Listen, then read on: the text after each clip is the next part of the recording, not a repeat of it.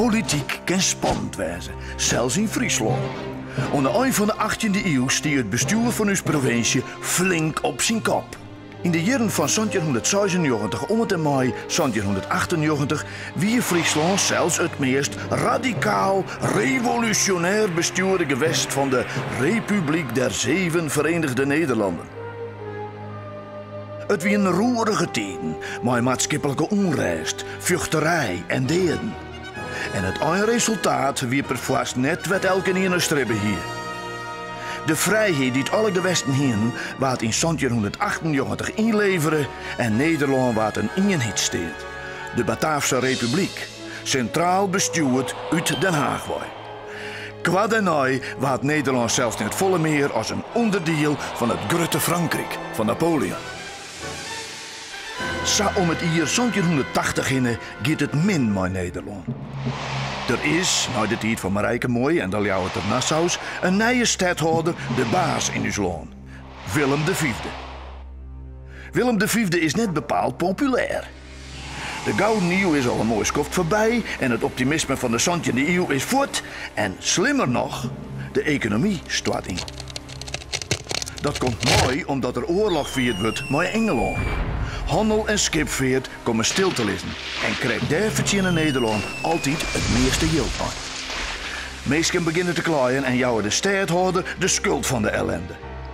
Sint-Tjinstanders organiseer je haren in een zogenaamde patriottenbeweging.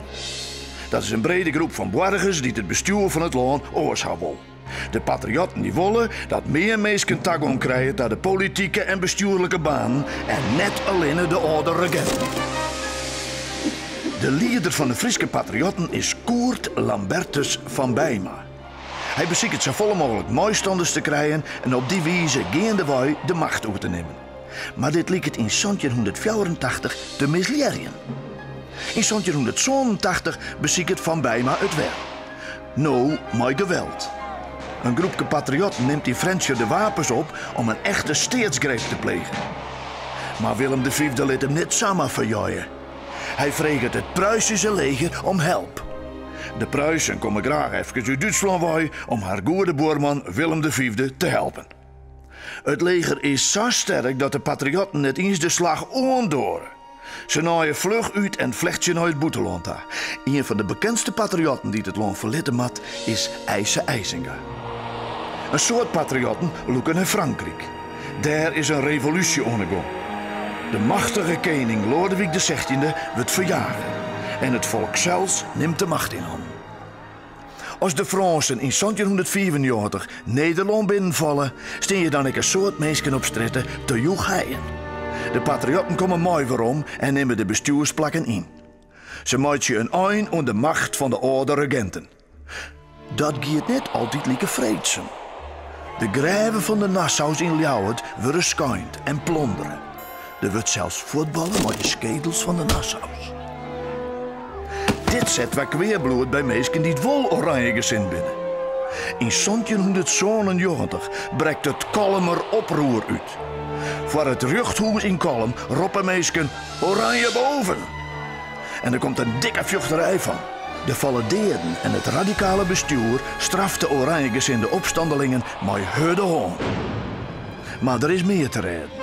Zou het net volle beter, efficiënter en praktischer wezen, zo vreeg je een protemeesken haar aan, dat al die Lietse zelfstandige provincies haar onafhankelijkheid inleveren en haar onder één centraal gezag deljouwen. Nederland moet een sterk bestuur in Den Haag krijgen. In de winter van 1798 vindt een staatsgreep plak door de voorstanders van deze eenheidsstaat. Holpen door de Franse troepen wordt de eerste Nederlandse groenwet invierd en ontstaat weer een nieuw bestuur. De Bataafse Republiek. De gewesten verliezen haar vrijheid. De Bataafse Republiek zal net lang staan houden. De Franse heerser Napoleon stuurt eerst zijn broer Lodewijk naar Ierland om hier het regeer over te nemen. Even later besluit Napoleon dat Nederland gewoon een onderdeel worden had van Frankrijk en onder zijn zessenschip valt. Pas in 1813 komt er een eind aan de Franse tijd. Nederland wordt weer zelfstandig. Maar de oude onafhankelijkheid van de gewesten komt net meer waarom.